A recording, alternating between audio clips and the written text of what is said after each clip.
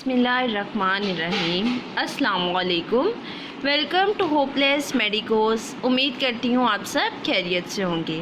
Lecture को start करने से पहले चैनल को लाइक, शेयर एंड सब्सक्राइब कर दें एंड बेल आइकन को प्रेस कर दें ताकि कोई भी न्यू वीडियो अपलोड हो तो आपको उसका नोटिफिकेशन मिलता रहे। लास्ट लेक्चर में हमने इनहेलेंट एलर्जेंस को डिस्कस किया था एंड टाइप्स ऑफ एलर्जीज देखी थी कि कितनी टाइप्स की एलर्जीज़ हैं। उसमें हमने फर्स्ट टाइप इनहेलेंट एलर्जेंस को डिस्कस किया था। आज हम सेकंड टाइप डिस्कस करेंगे, वो है आपके पास इंजेस्टेंट एलर्जी। ठीक है, इंजेस्टेंट एलर्जी में फ़र्स्ट अगर हम बात करें तो डेफिनेशन क्या होती है। इसमें आपके पास इंजेस्टेंट एलर्जी ऐसी एलर्जी है जो फूड स्टफ़ से कोज होती है। ठीक है, ये वो सब्सटेंसेस हैं जो आपके फूड स्टफ़ में प्रेजेंट है और आप इनको स्वेलो करते हैं और इसके बाद ये आपके पास एलर्जिक रिस्पॉन्स देते हैं, इसलिए हम इनको कहते हैं इंजेस्टेंट एलर्जेंस। इंजेस्टेंट एलर्जेंस की बात करें तो फूड जब भी आप डाइजेस्ट करेंगे तो उसके न्यूट्रिएंट्स हैं वो एब्जॉर्ब हो जाते हैं। क्योंकि वो सब्सटेंसेस फूड में प्रेजेंट हैं जो क्या कॉज करते हैं एलर्जी। और फिर वो सब्सटेंसेस जब आपके डाइजेस्टिव सिस्टम के जाते हैं तो आपके पास वो क्या स्टिमुलेट कर देते हैं, एलर्जिक रिस्पॉन्स को स्टिमुलेट कर देते हैं। अगर हम सिम्टम्स की बात करें एलर्जी की तो फूड्स आपके पास जो फूड एलर्जी है ये नॉर्मली क्या करती है, ये आपके जीआईटी को डिस्टर्ब करती है और क्या कॉज करती है, आपके पास ये स्किन रैशेस कॉज करती है, आपके पास puffed ups and tongue cause करती है, माइग्रेन को कॉज करती है, इसके अलावा रेनाइटिस को ये कॉज करती है, bronchial asthma, eczema and atopic dermatitis. Atopic dermatitis eczema की अगर हम बात करें तो ये आपके पास स्किन से रिलेटेड डिजीज़ हैं जो क्या कॉज करती हैं, आपकी जो स्किन है वो रेड और आपको ईचिंग होती है स्किन पे। ठीक है, रैशेस बन जाते हैं स्किन पे। अगर देखा जाए तो कोई नो क्योर इज़ डिस्कवर्ड, अभी तक हम देखें तो इसकी कोई भी रिकवरी जल्दी नहीं होती है। ये आपके पास इसका ट्रीटमेंट टाइम टेकिंग होता है। ठीक है, इसके अलावा अगर हम सोर्सेज की बात करें तो फूड एलर्जी में आपके पास जो फूड स्टफ़ है, जैसे कुछ लोगों को टोमेटो से एलर्जी होती है, कुछ को स्ट्रॉबेरी से एलर्जी है, कुछ चॉकलेट से एलर्जी है, किसी को कॉफ़ी से एलर्जी है, किसी को मिल्क से एलर्जी है, किसी को एग से एलर्जी है, किसी को फ़िश से एलर्जी है, चिकन से एलर्जी है। इस तरह डिफरेंट टाइप्स की एलर्जी हैं। ठीक है, जो आपको फूड एलर्जी में मिलेंगी। अगर हम सोर्सेज की बात करें तो जो मेजर सोर्सेज हैं चिल्ड्रन में इसेंशियल है उनकी प्रॉपर डाइट और ग्रोथ के लिए, जैसे काउज मिल्क है, ऑरेंज जूस है, कॉड लीवर ऑयल है, vitamin containing fish liver oil है। आपके पास काउज मिल्क में जो मिल्क में शुगर प्रेजेंट होती है, आपके पास कुछ को बच्चों को लैक्टोज से एलर्जी होती है। इसी तरह ऑरेंज जूस से एलर्जी होती है, कुछ को कॉड लीवर ऑयल और vitamin containing fish liver oil. ये आपके पास वो फूड स्टफ़ हैं जो आपके पास इसेंशियल है प्रॉपर डाइट के लिए, ग्रोथ के लिए, लेकिन इट कैन कॉज एलर्जी। ठीक है, अब आपके पास थेरेपी क्या होती है। थेरेपी आपके पास ये मोस्ट सेटिस्फैक्ट्री मेथड है कम्बैटिंग फूड एलर्जीज। जैसे आपके पास एलिमिनेशन आप करते हैं ऑफेंडिंग सब्सटेंसेस की जो क्या कॉज करती हैं फूड एलर्जी। अपने डाइट से ऑफेंडिंग जो सब्सटेंसेस हैं उनको एलिमिनेट कर देते हैं, इसको हम थेरेपी का नेम देते हैं।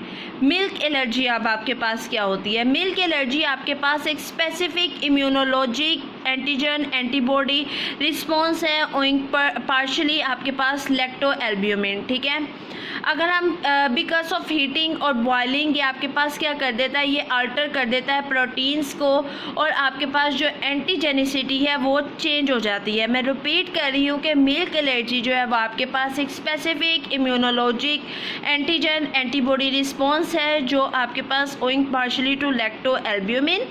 आपके पास जब ही हम मिल्क को हीट करते हैं, बॉयल करते हैं, उसका प्रोटीन जो स्ट्रक्चर है वो चेंज हो जाता है और इस तरह उसकी एंटीजेनिसिटी भी चेंज हो जाती है। अगर हम सिम्टम्स की बात करें मिल्क एलर्जी की तो इसमें आपके पास इंक्लूड है swear dermatitis, bronchitis and asthma. Next हमारे पास है कॉफ़ी एलर्जी। कॉफ़ी एलर्जी की बात करें तो जो principal water extractable allergy component है ग्रीन कॉफ़ी का वो हमारे पास है क्लोरोजेनिक एसिड। क्लोरोजेनिक एसिड आपके पास मेजर कंपोनेंट है जो एलर्जी कॉज करता है। इसके सिम्टम्स की बात करें तो आपके पास इसकी सिम्टम्स में है माइग्रेन और गैस्ट्रोएंटराइटिस, ठीक है। ट्रीटमेंट क्या है? ट्रीटमेंट इसका ये है कि आप रिमूव कर दें एलर्जेंस को अपने फूड, जो भी फूड स्टफ़ है, आप जो भी फूड ले रहे हैं जो एलर्जी कोज करती है उसको एलिमिनेट कर दें अपनी डाइट से। दूसरा आपके पास ये है कि एलर्जन जो है उनके एक्सट्रैक्ट बना लें जो आप फूड से ऑब्टेन कर रहे हैं और फिर उनको इंजेक्ट कर दें किसी भी हाइपर सेंसिटिव पर्सन में, ठीक है। इस तरह से भी आप प्रिवेंट कर सकते हैं एलर्जी से, ठीक है। नेक्स्ट टाइप आपके पास एलर्जी क्या है? इंजेक्टेंट एलर्जेंस हैं, ठीक है। ये आपके पास जैसे कि नेम से ही है इंजेक्टेंट, तो ये आपके पास इंजेक्ट किए जाते हैं, जैसे इंजेक्शंस हैं। ये आपके पास इंजेक्टेबल प्रेपरेशंस हैं या एक्सट्रैक्ट हैं जो क्या कोज करती हैं? एलर्जी कोज करती हैं हाइपर सेंसिटिव पर्सन में, ठीक है।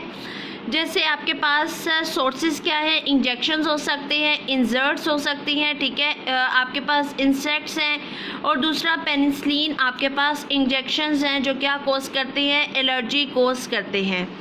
आप क्या टेस्ट परफॉर्म करते हैं? बेसिकली एलर्जी को डायग्नोस करने के लिए स्किन टेस्ट परफॉर्म किया जाता है पेनिसिलिन के टाइप एलर्जी को डायग्नोस करने के लिए, ठीक है। एक्सप्लेनेशन की बात करें तो एक्सप्लेनेशन इसकी ये है, आपके पास जो 6 अमाइनो पेनिसिलिनिक एसिड है और 7 अमाइनो स्पोरिक एसिड है आपके पास, as well as semi synthetic penicillins हैं और स्फेलोस्पोरिन्स हैं। ये क्या कोज करते हैं? ये पॉजिटिव इंट्रा क्यूटेनियस रिएक्शन कोज करते हैं इन susceptible patient, in hyper sensitive patients में ये आपके पास एलर्जिक रिस्पॉन्स देते हैं, ठीक है।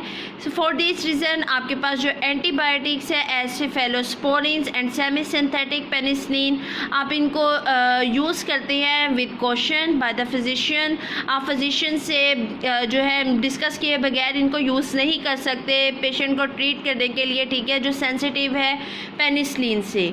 आप इनको जो भी एंटीबायोटिक्स हैं, सेफेलोस्पोरिन्स हैं, सेमी सिंथेटिक पेनिसिलिन्स हैं, इनको यूज़ करते हैं विद कॉशन बाय फिजिशियन, ठीक है, जब भी आपने पेशेंट को ट्रीट करना है जो हाइपर सेंसिटिव है आपके पास पेनिसिलिन से, ठीक है।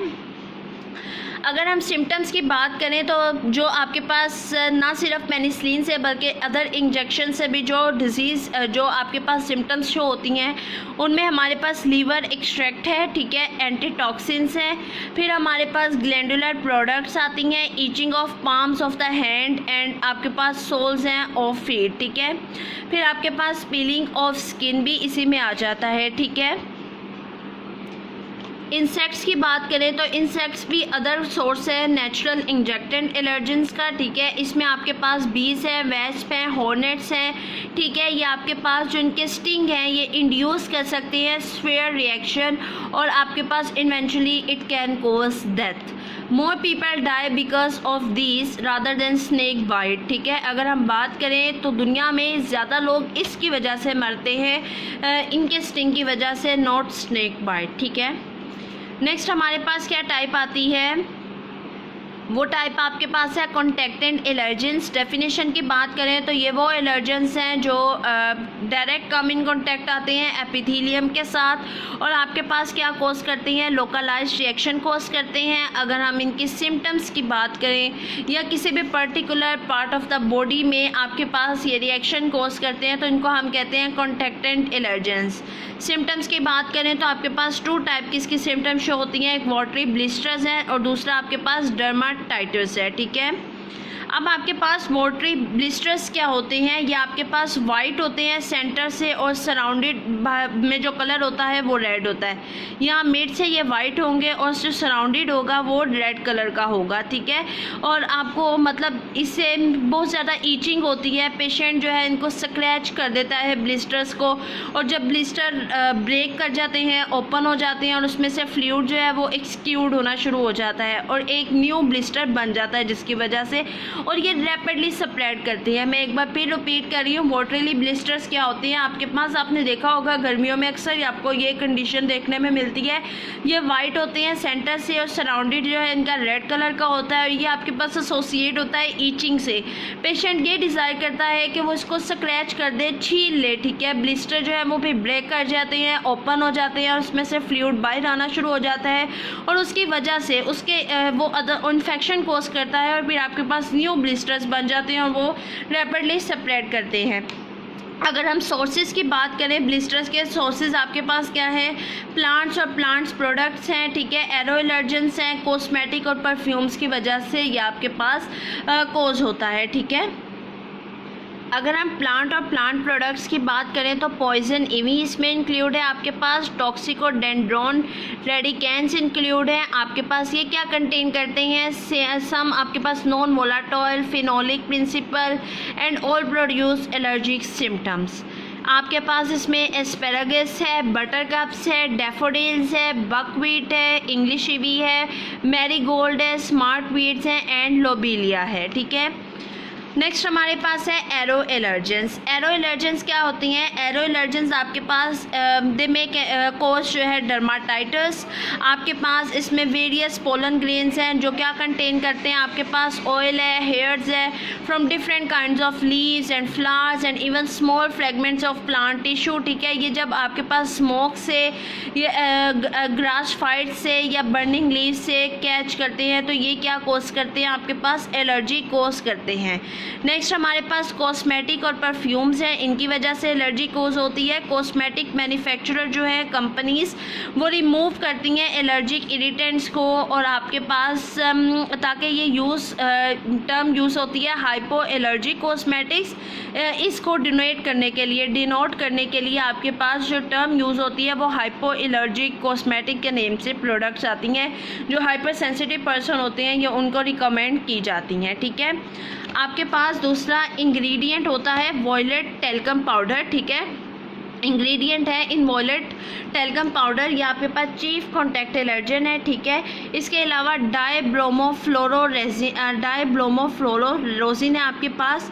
ये आपके पास नाम पेपर में बहुत ज़्यादा पूछा जाता है कि ये कौन सा है, ठीक है, तो आप बता दें कि ये आपके पास क्या है, ये आपके पास क्या कोज करता है। ये आपके पास डायफ्लोरोजिन है, ये लिपस्टिक में प्रेजेंट होता है और ये आपके पास अदर टाइप है कॉन्टैक्टेंट एलर्जन की वाइवा वॉइस क्वेश्चन है, इंपॉर्टेंट है, ठीक है। परफ्यूम आपके पास सोप और सोप पाउडर्स हैं, इसके अलावा प्लेन डिटर्जेंट्स हैं एंड एंजाइम डिटर्जेंट्स हैं, इसके अलावा नेल पॉलिशेस हैं, हेयर डाइज हैं, हेयर स्प्रेज हैं, इसके अदर परफ्यूम्स हैं जो आपके पास क्या कोज करती हैं, कॉन्टैक्ट डर्माटाइटिस कोज करती हैं, ठीक है। Thank you so much. Don't forget to like share and subscribe hopeless medicos. और अगर आपका कोई भी क्वेश्चन है या आपकी कोई भी सजेशन है then comment below. Thank you so much. अल्लाह हाफिज़।